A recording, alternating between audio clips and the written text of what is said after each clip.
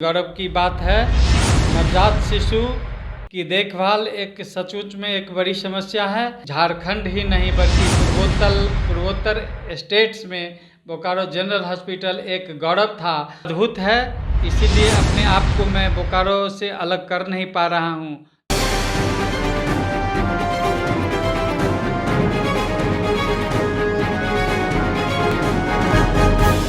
नमस्कार, NWS news India में आपका स्वागत है। आज परिचर्चा कार्यक्रम में हमारे साथ मौजूद हैं बोकारो के विख्यात चिकित्सक डॉक्टर PK पांडे। ये न सिर्फ नवजात शिशु रोग विशेषज्ञ हैं बल्कि शिशु रोग विशेषज्ञ के साथ साथ समाज सेवी भी रहे हैं। आइए आज जानते हैं उनसे नवजात शिशुओं को देख रेख में कैसी सुरक्षा बरतनी चाहिए। आपका NWS न्यूज़ इंडिया में बहुत स्वागत है डॉक्टर साहब। धन्यवाद। और मैं आपके तमाम दर्शकों को नमस्कार करता हूं। आपने ये अवसर दिया है कि जनता से हम मुखातिब हों, ये मेरे लिए बहुत ही गौरव की बात है। नवजात शिशु की देखभाल एक सचमुच में एक बड़ी समस्या है। सभी लोग आमतौर पर शुरू में बच्चे के होने वाली समस्याओं से बहुत परेशान रहते हैं। सबसे पहले तो नवजात शिशु का वज़न जानना ज़रूरी होता है। अगर बच्चा का 2.5 किलो से 4 किलो के बीच में वज़न है और 37 वीक्स से 42 वीक्स के पहले बच्चा का जन्म है तो वो नॉर्मल बच्चा होता है। ऐसे नॉर्मल बच्चा को हमेशा माँ के ही साथ रखना चाहिए और आधा से 1 घंटा के अंदर में स्तनपान शुरू कर देना चाहिए। बच्चे को जन्म के बाद स्तनपान कराना जल्द से जल्द शुरू करना बहुत ज़रूरी होता है, क्योंकि शुरू का जो दूध होता है उसे कोलोस्ट्रम कहते हैं और कोलोस्ट्रम बहुत ही बच्चे के लिए उपयोगी होता है। इसमें हाई एनर्जी और बहुत सारा प्रोटीन का कंसंट्रेशन हाई रहता है, इम्यूनोग्लोबुलिन्स रहता है और बहुत सारे माइक्रोन्यूट्रिएंट्स रहता है जो बच्चे को बहुत सारे होने वाली बीमारी से रक्षा करता है और बच्चे के लिए अनिवार्य है। माँ का दूध सर्वोत्तम आहार है, बच्चे को अवश्य ही पिलाना चाहिए यदि माँ को कोई खास परेशानी न हो तो। और 6 महीने तक माँ का दूध बच्चे के लिए सर्वोत्तम है। इसीलिए 6 महीने तक के बच्चे को किसी तरह का बाहर से कोई सप्लीमेंट देने की ज़रूरत नहीं है। और कुछ लोग जो परेशान होकर बोतल से फीड कराते हैं, बोतल फीड बिल्कुल नहीं कराना चाहिए, उससे बच्चे के बीमार होने की संभावना बढ़ जाती है। ऐसे बच्चे में आमतौर पर पेट गड़बड़ की शिकायत और चेस्ट इन्फेक्शन फ्रीक्वेंटली होते रहता है। अगर कभी बाहर से दूध पिलाना भी पड़े तो उसे कटोरी और चम्मच से पिलाना चाहिए, न कि बोतल से पिलाना चाहिए। साफ सफाई के लिए नवजात शिशुओं का कितना ध्यान रखना चाहिए? बच्चे को साफ सफाई रखना बहुत ही ज़रूरी होता है और आजकल जो बहुत सारा हगीज और कई तरह की वस्तुएं मार्केट में उपलब्ध है, उससे बेहतर है कि अब सामान्य कपड़ा में कॉटन से मिला के अगर बच्चे को हगीज बना लिया जाए तो बेहतर है, क्योंकि बाहर से बहुत सारा मेडिकेटेड हगीज वगैरह लगाने से बच्चे में नैपी रस होते रहता है, जिसकी रोकथाम करना ज़रूरी है। डॉक्टर साहब, टीकाकरण के बारे में बोलिए। नवजात बच्चों को टीकाकरण पर विशेष ध्यान देना चाहिए। हाँ, बड़ा ही सही सवाल आपने किया है। टीकाकरण सभी बच्चे को करना चाहिए। जन्म के समय BCG, हेपेटाइटिस B और ओरल पोलियो तो अवश्य ही पिलाना चाहिए। बाकी भी केंद्र सरकार के सहयोग से बहुत सारा टीका आजकल सरकारी संस्थान में मुफ्त में मिल रहा है, इसलिए हर किसी को टीकाकरण अवश्य कराना चाहिए, जिससे बच्चे के बहुत सारे बीमारियों का रोकथाम होगा। लोग अनजाने में इधर उधर भटकते हैं, सरकारी संस्थान में जाएं, आंगनवाड़ी जो कार्य करने वाली महिलाएं हैं उनके पास सारे तरह का टीका उपलब्ध है। डॉक्टर साहब, आज समाज में एक अभ्रंश फैला हुआ है, नॉर्मल डिलीवरी और सिजेरियन। इस पर आप कुछ प्रकाश डालिए ताकि हमारे जो दर्शक हैं उनमें एक कन्फ्यूजन जो है वो दूर हो जाए। हाँ, बड़ा ही अच्छा प्रश्न सिन्हा साहब आपने किया है। नॉर्मल डिलीवरी की संभावना अगर हो तो ये सर्वोत्तम है, क्योंकि ईश्वर ने ऐसा बनाया है कि नॉर्मल डिलीवरी से होने वाले बच्चे में जैसे ट्रांजिएंट टैकिपनिया ऑफ न्यूबॉर्न, जन्म लेने के बाद सांस की थोड़ी सी तकलीफ कभी कभी हो जाती है, सीजेरियन सेक्शन में वो नहीं होता है। लेकिन सीजेरियन सेक्शन अगर ज़रूरी हो तो अभिभावकों को निर्णय लेने में देर नहीं करना चाहिए।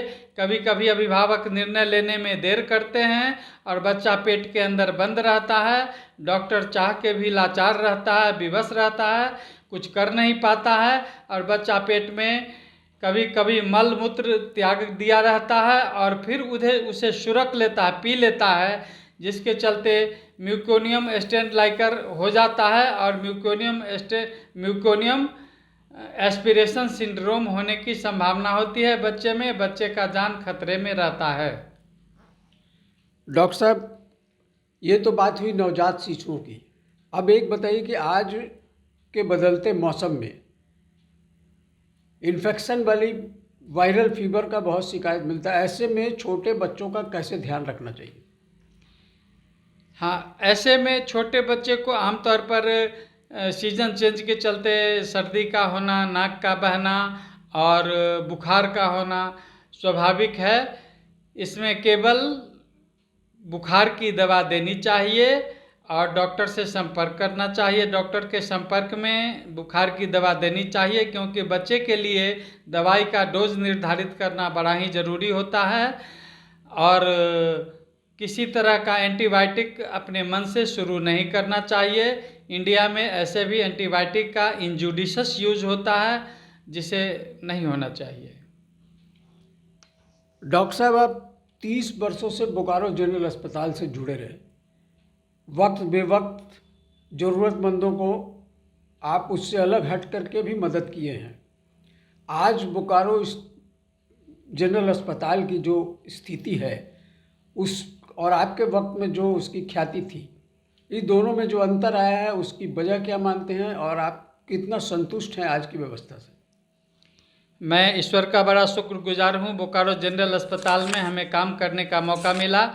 जब मैं 92 में ज्वाइन किया था तो एक झारखंड ही नहीं बल्कि पूर्वोत्तर स्टेट्स में बोकारो जनरल हॉस्पिटल एक गौरव था और उसके कई विभाग तो भारत के किसी भी अच्छे अस्पताल की बराबरी कर सकता था, जैसे कि special care baby unit, critical care unit, intensive burn unit, CCU, ICU और कैंसर विभाग।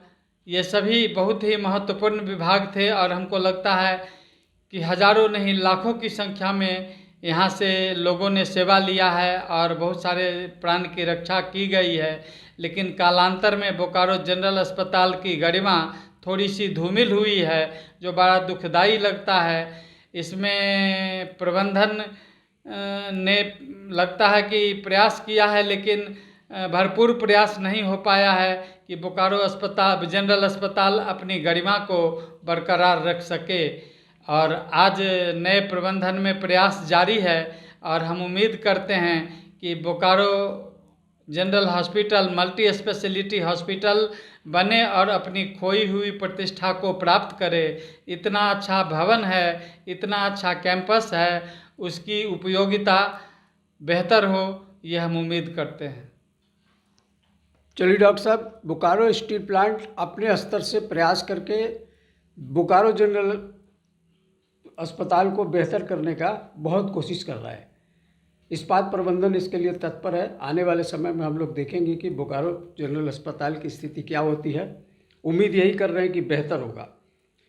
डॉक्टर साहब, आप बोकारो ऑफिसर एसोसिएशन में अध्यक्ष भी रहे, लंबे कार्यकाल में रहे।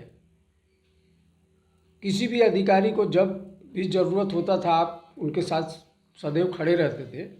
आज की स्थिति क्या है बोकारो ऑफिसर एसोसिएशन की? मैं सबसे पहले तमाम बोकारो इस्पात संयंत्र में काम करने वाले सभी अधिकारियों का शुक्रगुजार तहे दिल से शुक्रिया अदा करता हूं, जिन्होंने मुझे एसोसिएशन में 4 बार अध्यक्ष के रूप में सेवा करने का अवसर दिया। क्योंकि जब बोकारो जनरल हॉस्पिटल में मैंने ज्वाइन किया था शुरू में इस्पात संयंत्र में घूमने का मौका मिला तो हमें लगता था कि कितने कठिन परिस्थिति में हमारे अधिकारी, हमारे कर्मचारी काम करते हैं। इसीलिए मेरी भावना शुरू से ही रही कि सब लोगों का हम समर्पित होकर सेवा करें। लोगों ने बड़ा ही प्यार और स्नेह दिया और इतना स्नेह दिया कि 4 बार मुझे अध्यक्ष बनाया और मैंने भी अध्यक्ष पद पर रहते हुए भी बहुत सारी सुविधाओं को अधिकारियों के हित में बहाल कराया। इवन कर्मचारियों के लिए भी वो सुविधा बाद में बहाल किया गया है। ये एक बहुत संतोष का विषय है हमारे लिए और हम उम्मीद करते हैं कि बोकारो इस्पात संयंत्र आज जितना लाभ अर्जित कर रहा है, जितना अच्छा अपनी प्रतिष्ठा को दिन व दिन बढ़ा रहा है, वह आगे बढ़ता रहे और प्रबंधन अधिकारियों और कर्मचारियों के हित की रक्षा के लिए हमेशा ठोस कदम उठाते रहें। डॉक्टर साहब, आज आप हमारे स्टूडियो में आए, आपका बहुत बहुत धन्यवाद है। हम लोग फिर किसी विषय पर चर्चा करेंगे। एक चीज़ बताइए आप, जो हमारे इसमें से छूट रहा था कि आप रिटायर करने के बाद बोकारो इस्पात में रहने का निर्णय क्यों लिए? देखिए, बहुत जगह मैं गया हूँ, बहुत जगह घूमा हूँ, लेकिन बोकारो नगर वासियों में जो भाईचारा है, जो प्रेम है, वो अद्भुत है और लोगों का मुझे इतना प्रेम और स्नेह मिला। मैं इस शहर में अकेले आया था 91 में परीक्षा देने के लिए, बोकारो जनरल अस्पताल में नौकरी के लिए परीक्षा देने के लिए। लेकिन आजकल किसी गली मोहल्ले से चलने में लोगों का जो मुझे स्नेह और प्यार मिलता है वो अद्भुत है। इसीलिए अपने आप को मैं बोकारो से अलग कर नहीं पा रहा हूँ और सेवानिवृत्त के होने के बाद यहीं रहने का मैंने निर्णय लिया है। डॉक्टर साहब, आपका बहुत बहुत शुक्रिया। बोकारो वासियों को आपकी सेवा मिलते रहे, यही उम्मीद के साथ। दोस्तों, आज परिचर्चा कार्यक्रम में हमारे साथ मौजूद थे चिकित्सक क्षेत्र के जाने माने चेहरा डॉक्टर पी.के. पांडे। अगले कार्यक्रम में फिर किसी विशेष हस्ती के साथ आपकी मुलाकात कराएंगे, जानेंगे आपके मुद्दे की बात।